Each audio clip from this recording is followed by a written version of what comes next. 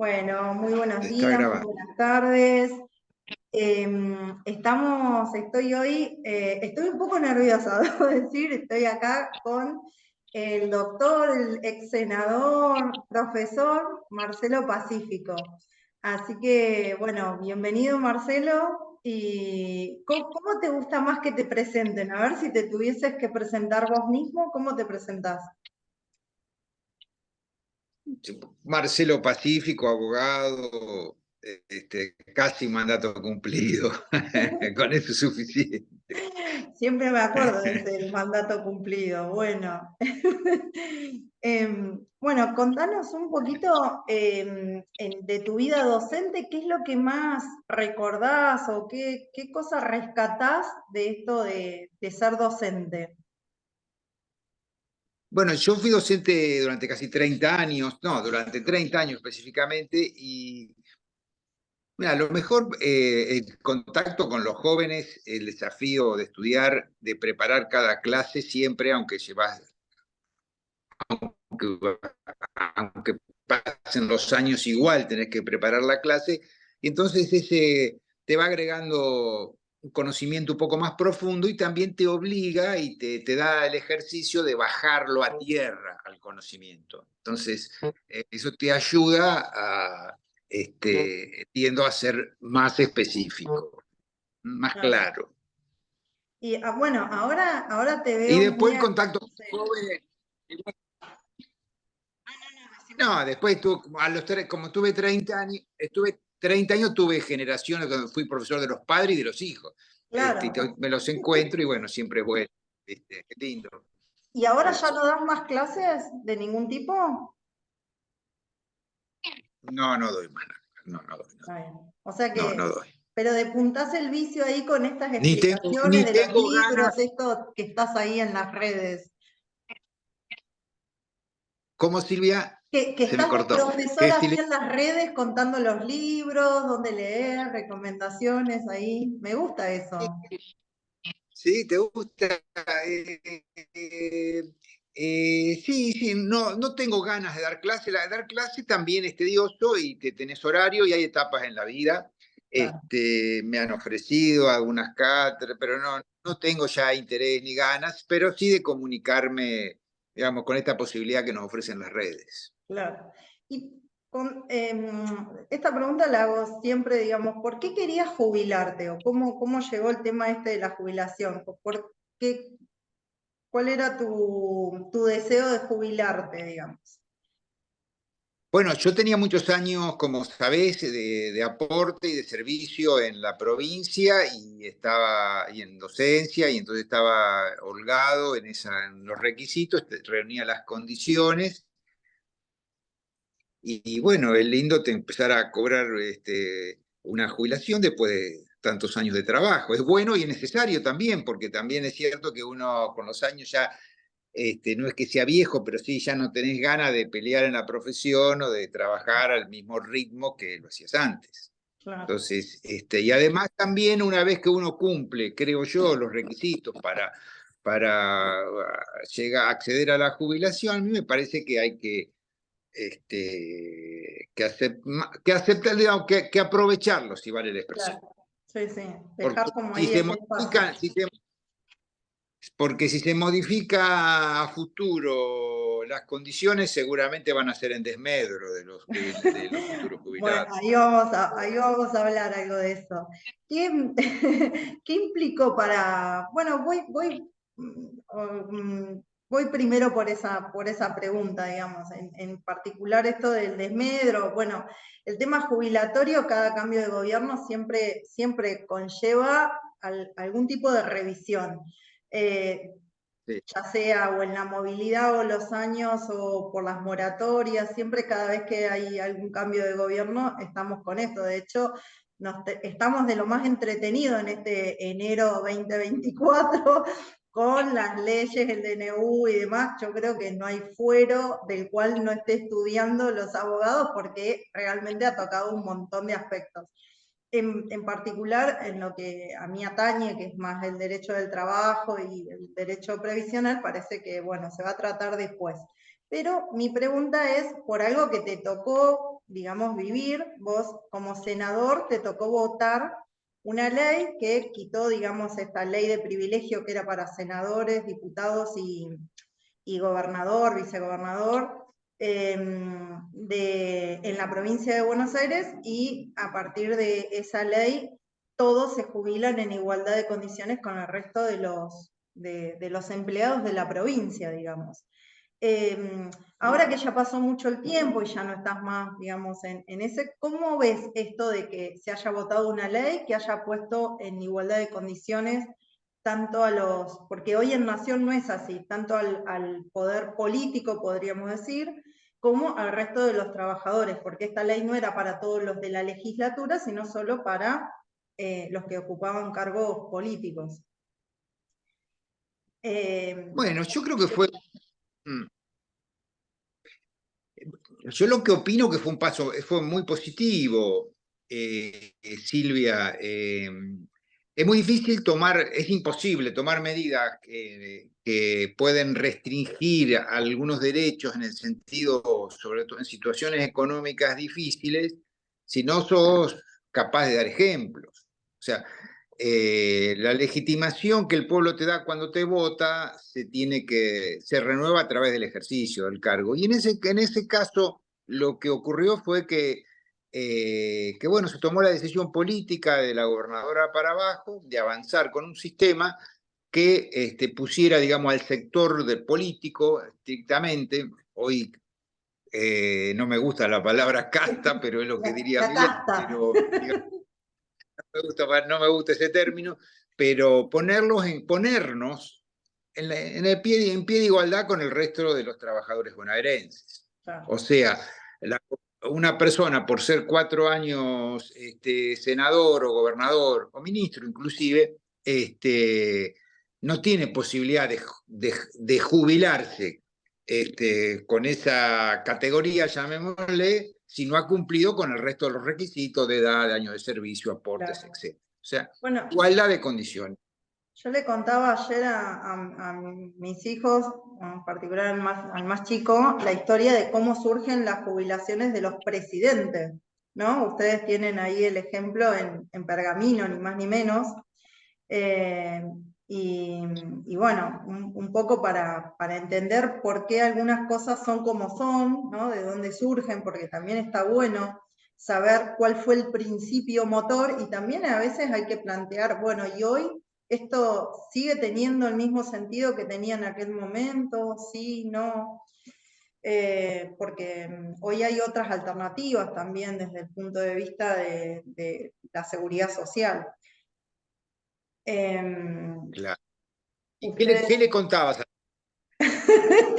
bueno, por cuando terminó de Ilia, o ustedes le dicen Illa, ¿no?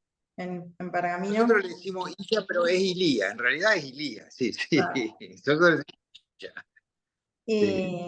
Y bueno, que él terminó como de presidente y no tenía otro, digamos, ni otro trabajo, ni tampoco una prestación como para afrontar su vida después de dejar la política, porque también la política tiene algunas cuestiones como complejas cuando uno no tiene otro, digamos, otros trabajos, otros soportes. A veces tienen estas cuestiones que, bueno, yo tuve la posibilidad de más o menos ver, porque no participo ni vengo del mundo de la política, pero bueno, el trabajar en ambientes que son políticos a uno le permite ver también otro lado, ¿no? Porque los que no, de la política y todo el esfuerzo que muchas veces se hace y que no se ve, digamos, otra visión. Y en el caso de él, se había quedado, son otras épocas también, ¿no? Pero sin la posibilidad de tener una prestación de ningún tipo. Sí, sí, sí, sí. Hoy la política está muy degradada en la Argentina, fundamentalmente, una por la corrupción en su momento y otra, y además por la falta de resultados. Desde luego, la situación grave que vive nuestro país no se le escapa a nadie. Pero la mayoría de los países tienen sistemas que alguien que ingresa a la función pública le genera luego cierta estabilidad. O Ujú. sea, como que el acceso a lo público no representa, digamos, tirarse al vacío. Es decir, o me puede, o sea, se salta con red en otros ámbitos Claro, y por lo tanto tiene un sentido, tenía un sentido, claro. dar algún tipo de jubilación, de pensión a posteriori, porque precisamente se sabe que es muy difícil la reinserción en el mercado laboral para aquellos que le han dedicado años y años a la actividad La política, a la política. actividad pública. Sí, sí. Pero en Argentina estamos en una situación muy difícil. Nosotros hoy por hoy creo lo que hicimos fue lo correcto. En ese momento tuvimos respaldo en la iniciativa de la entonces gobernadora María Eugenia Vidal y fue apoyado, fue Bueno, realmente a mí me parece muy apoyado. bueno, yo que siempre tengo esa mirada del pueblo, ¿no? A mí me parece muy bueno de que todos, si hay un montón de personas que también han trabajado y que de pronto no llegan a reunir los requisitos, los 35 años que exige la provincia, entonces yo he tenido casos de personas que le han faltado 10 días, 20 días, o sea, si es tan cerrado el sistema de jubilaciones de provincia, me parece muy bien que a los políticos se le exija la misma cantidad de años de servicio que se le exige a cualquier otro trabajador de la provincia. Si no, para eso ya está ANSES, que tiene otras alternativas y otras opciones como las moratorias y demás, pero bueno, la seguridad social Exacto. está garantizada, no es que se van a quedar sin nada, está garantizada en la Constitución, pero bueno, por ahí la provincia tiene como determinados tipos de recaudos muy cerrados. Hoy la provincia no tiene ningún sistema de privilegio, y la Exacto. verdad que eso es como muy bueno. Sí tiene condiciones distintas, pero no privilegio, que es diferente la situación. Contame, no, nos metimos en un berenjenal ahí por dentro. Contame qué significó para vos jubilarte, o sea, qué cambios te produjo o qué significó eso. Bueno, estoy jubilado después de que fuiste, no sé, el primer día al banco, después de decir, estoy en la cola acá de los jubilados, ¿qué cambio te produjo en tu vida? Mira, estar jubilado te produce, yo sigo activo en mis cosas, en mi profesión, tengo muchas actividades realmente. Por lo tanto, no es que pasé a la pasividad, pero para mí, no es, para mí lo que representó fue una seguridad, sinceramente es algo así. Tener la certeza de que a fin de mes voy a tener un ingreso acorde con mi jubilación y eso te da cierta previsibilidad, Claro, digamos. ¿Mm? claro. Está Bueno, bueno, está bueno. eso debería ser, ¿no? La previsión social, yo a veces digo que tiene, a veces es difícil en la Argentina con tantos cambios que realmente cumpla con el nombre de tener previsión social o seguridad social, porque es como difícil por los cambios que se van produciendo, siempre genera como mucho miedo lo que vendrá, si se cambia algo, ¿no? Siempre está ahí medio como en situación de, no sé, de temor, sobre todo, bueno, yo que atiendo mucho a los clientes, las mayores consultas en estas épocas son, y me van a cambiar la ley, ¿qué pasa si tengo que trabajar más años? Bueno, hay como mucho miedo dando vueltas sobre eso. Si alguien te pidiera un consejo que tiene ahí dudas, me jubilo, no, ya sea del mundo de la política o de docente, una persona que de tu entorno dice, uy, pero tengo dudas, no sé si jubilarme, ¿no? ¿Qué le dirías? Y yo le diría que hable con la doctora Silvia Ballesteros. No, un consejo propio.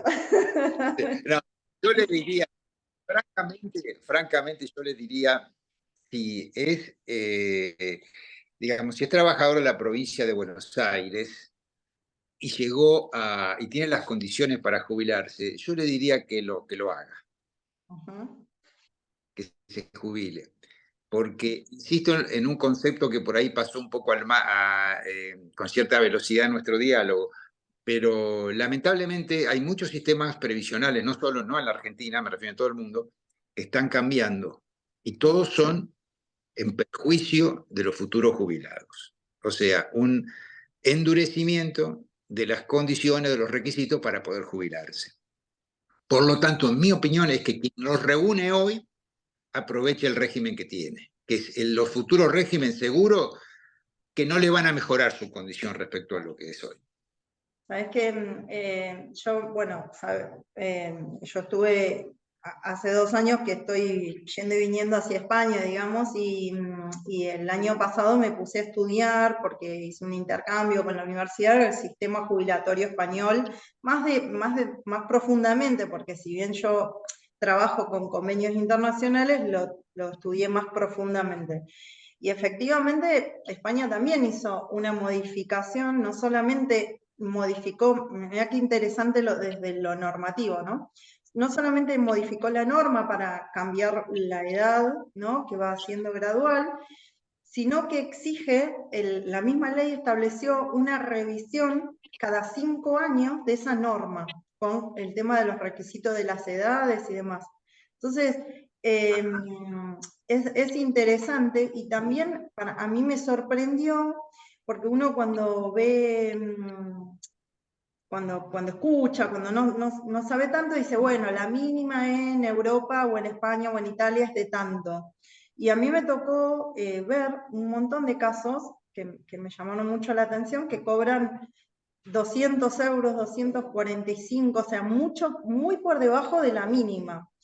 Y eso es porque también allá en España tienen un sistema de compensación de la mínima, o sea, está el promedio y esa compensación de la mínima está solamente si uno reside en España. Es decir, que si uno no va a residir en España, entonces esa compensación se quita y solamente uno se jubila, o sea, cobra en proporción a los aportes que hizo, al promedio de estos aportes que hizo. Entonces mucha gente cobra muy por debajo de la mínima, que a mí me sorprendió analizarlo al ver los números, ¿no? Y la otra es que esa compensación de la mínima varía de ciudad autónoma, de comunidad autónoma, no ciudad, de comunidad autónoma, puede ser distinta. Es decir, que si bien tienen una única ley, que es una cosa muy buena, en España se jubilan todos con la misma ley y todos tienen un único sistema, no como en la Argentina, que hay más de 140 sistemas distintos, lo que hace que sea muy compleja la jubilación.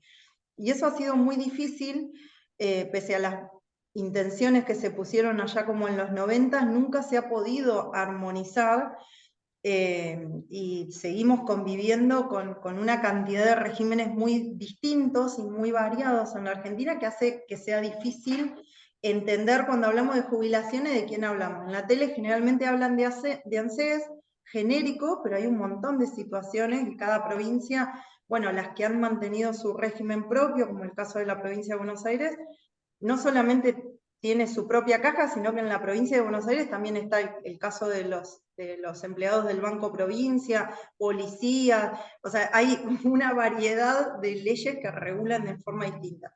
Pero coincido con esto de que en los distintos países, no solamente en Argentina, se van regulando condiciones de jubilatorias que son en líneas generales más perjudiciales para el beneficiario, ¿no? Ya sea por la edad o por el cálculo, por la movilidad o por lo que fuere.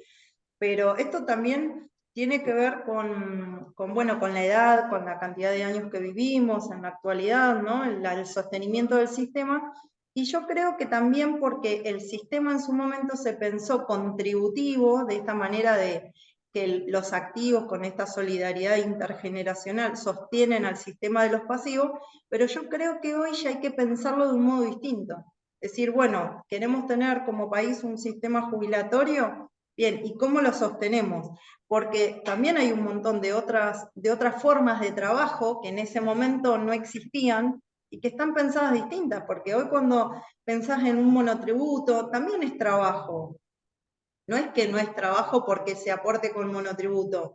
Entonces, y hay un montón de impuestos que también van a la seguridad social, entonces creo que hay que pensarlo al sistema no como esto de que solamente se sostenga con la contribución directa de los trabajadores, sino, pienso para un planteo legislativo, sino que pensarlo un poco más amplio.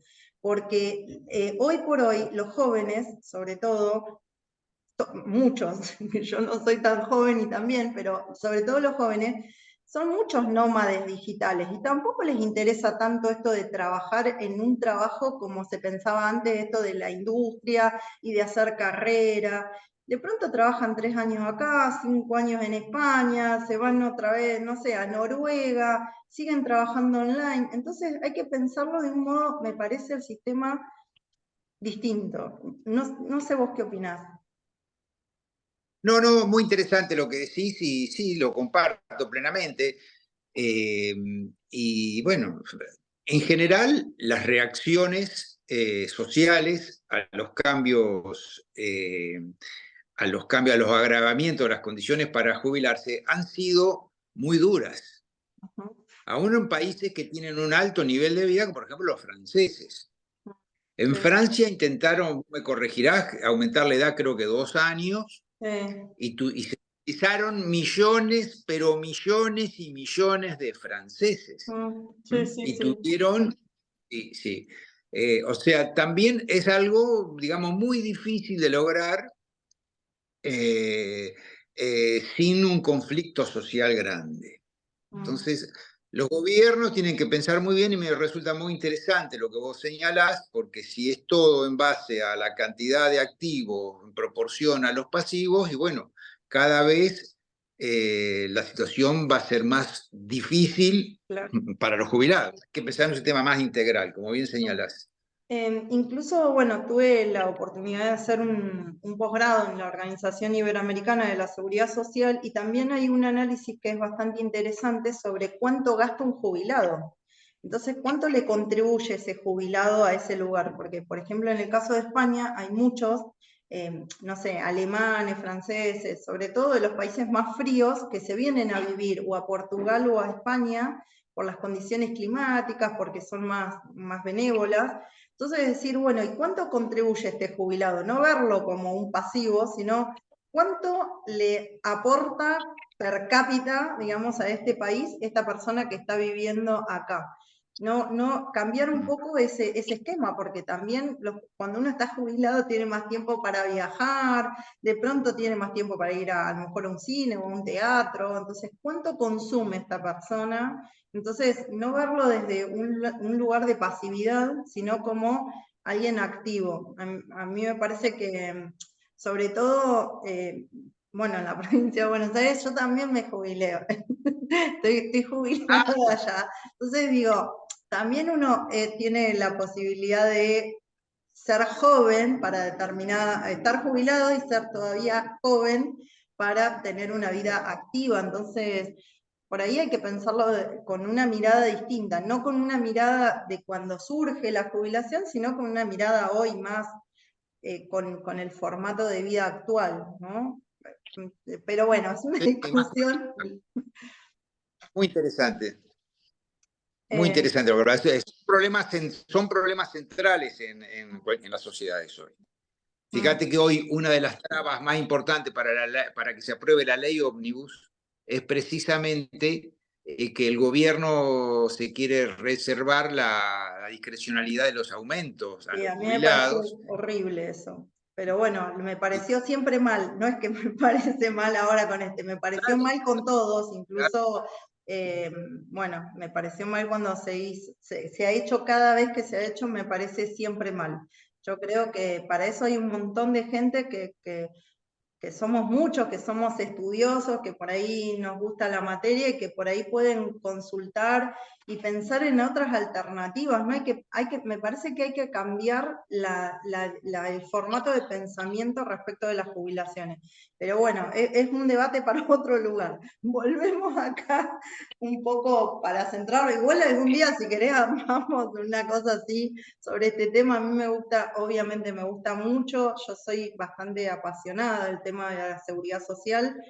Creo que no se trata solo de gestionar jubilaciones, creo que hay un montón de componentes desde derecho de familia, cuestiones de personas que se pierden la pensión por no haber hecho la unión convivencial, los domicilios, hay un montón de temas, incluso desde el punto de vista tributario, financiero, no es solo, bueno, gestiono la jubilación, todo el tema de ganancias, hay un montón de temas que rondan lo que es la vida de la jubilación en sí, que me parece que es súper interesante. O sea, a mí que me gusta estudiar, me parece como que tiene un montón de aristas por todos lados y que al momento de buscar soluciones hay que ser creativo. Lo pienso también para la caja de la provincia de Buenos Aires. Creo que no se está siendo creativo, creo que hay un montón de aportes que no recibe la provincia porque no se sienta a pensar, ya sea de los colegios privados y de otros aspectos que van a otros fondos que no tendrían que ir y que es un montón de dinero que podría recabar y no se está haciendo. No se está haciendo ahora y ni hace 30 años atrás. Lo que pasa es que hace 30 años no importaba porque sobraba la plata, y cuando sobra la plata no te importa eso, pero ahora tendría que importarle. Pero, no sé, a veces no, yo creo que a veces no se tiene el tiempo como para poder dar esos debates un poco más profundos, como pasa ahora con esto que estás diciendo del DNU. Me parece que hay que sentarse a pensar más profundo, no tan rápido, no soluciones así tan, me parece, al pasar. Sí, sí, sí, Contame, Marcelo, me re voy de tema, ¿viste? Me gusta hablar mucho, a mí me voy a callar ahora, tengo una Contame, ¿por qué siendo abogado buscaste un abogado para que te gestione o te asesore en tu jubilación? Bueno, porque creo el derecho provisional es muy específico. No cualquier abogado, por el hecho de serlo, está en condiciones tiene el conocimiento suficiente como para poder gestionar una jubilación. Ujú, Es decir, está eso es bien. lo que me lleva a mí, y yo sabía que en el caso tuyo sos una especialista, y bueno, por eso a mí me parece importante que la gente sepa esto. Y que contar con con un abogado con experiencia y con conocimiento le puede acelerar o mejorar las condiciones en que se jubila. Es muy relevante eso. Y Vale la como, pena invertir en un buen abogado. claro, y como cliente, digamos, vos, ¿qué pretendés, digamos, ya sea, porque es difícil, nosotros que somos abogados, cuando nos toca contratar a otro colega por el tema que sea, ¿viste? Es difícil, porque creo que es más Sí, sencillo, es difícil. ¿Qué esperás, o sea, como cliente, qué expectativas o qué necesidades o qué requerimientos le haces a ese abogado con el que estás contratando para bueno, acá estamos hablando de jubilaciones, pero ¿cuáles son tus exigencias o tu expectativas? ¿Qué pretendés de ese abogado para con vos como cliente? yo, yo como cliente que se ponga un poco que se ponga la camiseta y que gestione, que gestione, que me tenga y que comunique lo que hay, que me comunique lo que hace. O sea, Claro.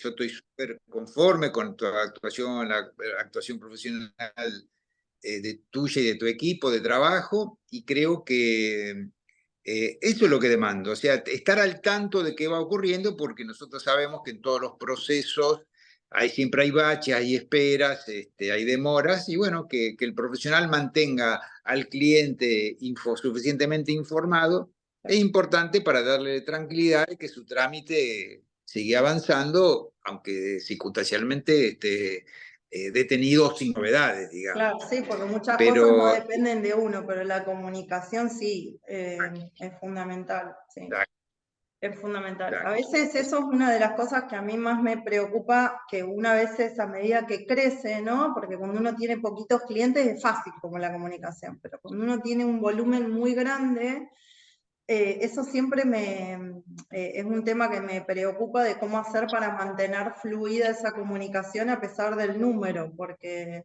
a veces, viste, por ahí uno no llega, obviamente no podés todo el tiempo estar comunicando, pero sí hay determinadas cosas que, bueno, o cada determinado tiempo decir que aunque no haya avance, que la otra persona se sienta que uno está ahí con el trámite, ¿no? Sabés que sí. me estoy acordando que en tu caso, por ejemplo, había una acción judicial y que esa acción judicial fue a la Cámara en tiempos de pandemia y como que nunca, de la Cámara nunca salió, digamos, se resolvió por otro lado, que no siempre tampoco lo judicial, viste, te aporta la solución. Exactamente, exactamente. Yo creo que, insisto, exige un conocimiento específico y minucioso, porque, no sé, hay un enjambre de normas que se superponen, eh, eh, que es conveniente. Es muy conveniente que alguien que quiera jubilarse consulte un estudio, un abogado especialista en derecho previsional. Bien, ¿y te En acordás? derecho previsional y en la gestión. Ah, ajá, sí. Sí, muchas veces, viste, a mí me derivan muchos abogados y tiene que ver también con el tema de estar acá en La Plata, que también como todo se tramita acá, a veces ese tipo de cosas para el que vive en el interior le complica bastante el tema de pasar y preguntar cómo está lo suyo o si hay algo que se pueda hacer. Aunque después de la pandemia, digamos, del 2020 para acá, todo ha sido muy complicado, muy complicado. Tanto gestionar en IPS como la vía judicial es bastante, ha sido y sigue siendo todavía. Hoy, por ejemplo, no anda el sistema, el IPS, no sé, parece que pusieron un servidor nuevo y así pasa todo el tiempo. Entonces, como que genera mucho, la no comunicación genera como, bueno, mucho temor. Para ir cerrando, porque por ahí nos fuimos mucho con el tema del debate y se nos hizo un poquito más largo. ¿Te acordás cómo nos conocimos? Sí, que nos conocimos a través de Horacio Sardi. Ujú. De alguna forma él hizo el puente, me parece que fue así, o a través de Raúl Villalba. Me parece, no sé cómo vos llegaste a saber de mí, digamos, quizás haya sido con Horacio, seguramente, porque bueno, ahí fue mi primer entrevistado, yo siempre digo que Horacio es gran parte responsable de que yo me dedique a esto, pero nos vimos en el estudio de Villalba, nos vimos ahí. Que bueno, yo no tenía ni idea de que ibas a ser senador ni nada, para mí un cliente más que iba ahí al estudio, y bueno, tampoco hubo ninguna expresión que fuera por ese lado, siempre normal, digamos, desde el llano, ahí con el trato. Exacto, exacto. Pero bueno, sí, físicamente nos vimos ahí, pero bueno, la verdad que para mí también fue como una experiencia súper linda. Yo valoro un montón el tiempo que trabajé al revés con vos. Para mí fue una experiencia súper linda, y también me permitió conocer un mundo que para mí era completamente desconocido. O sea, en muchos aspectos era como totalmente nuevo, porque yo soy muy técnica, muy estudiosa, y bueno, hay cosas que no van por ese lado, y me permitió conocer también Sí, otra parte bueno, del trabajo, de la vida, de la función política o partidaria desde otro lugar. Así que, bueno, yo por lo menos me quedó un buen recuerdo de aquellos momentos. Tengo muchas bueno, ojalá anécdotas que que no las siga, puedo contar. pero ojalá que siga vinculada, porque hay mucho para aportar, mucho para mejorar dentro de esta problemática, que no son tantos los que la conocen en profundidad como es tu caso, Silvia. No Bueno, es un elogio para quedar bien contigo, pero eh, en fin, ampliar sí, el campo igual, cara del problema me parece que no, puede ser. Igual me acuerdo, me vino a la mente algo de la Landricina, que dice que uno también tiene muchas otras oportunidades de otros lugares para aportar. Entonces, nada, me parece que también a mí me gusta mucho lo académico y me gusta mucho como esta cosa de enseñar y de dar clases y por ahí transmitir desde otro lugar, que quizás sea otro tipo de diálogo, pero que está bueno y a mí esa parte académica me hace como muy feliz, así que por ahí a lo mejor mi vida va por ese lado. No todo el mundo puede hacer todo, digamos. O sea, cada uno, digamos, hay determinadas condiciones que hay que tener para la vida política que no todo el mundo la tiene. O sea, determinados tipos de habilidades que no. Es como lo académico también, ¿no? Con más que hay mucha gente que sabe mucho, no todo el mundo tiene ese don de transmitir. Entonces, me parece que lo mío va por la vía académica. Bueno. ¿Algo que quieras decir, alguna cosa para ir para finalizar? ¿Algo que no te haya preguntado que te gustaría transmitir? No, te agradezco el contacto, me encanta volver a hablar contigo y poder transmitir esta experiencia. No, simplemente insisto en eso. Yo, en un mundo de los, digamos, en muchos casos hay que ir a las especialidades, en otros valen más los generalistas, las miradas generales, pero cuando se trata de un caso bien específico, me parece que hay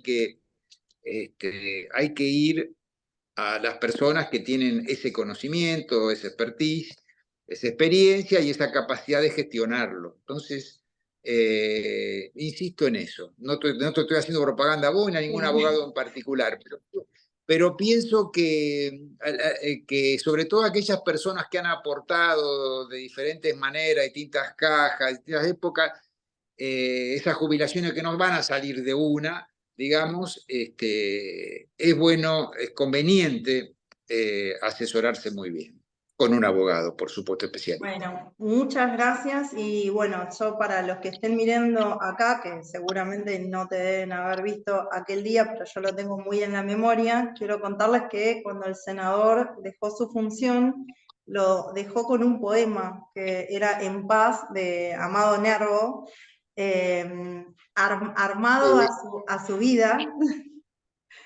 Y yo no lo conocía y me quedé muy impactada y la verdad que estuvo muy bueno. ¿Seguís sintiendo eso mismo, que estás en paz con la vida?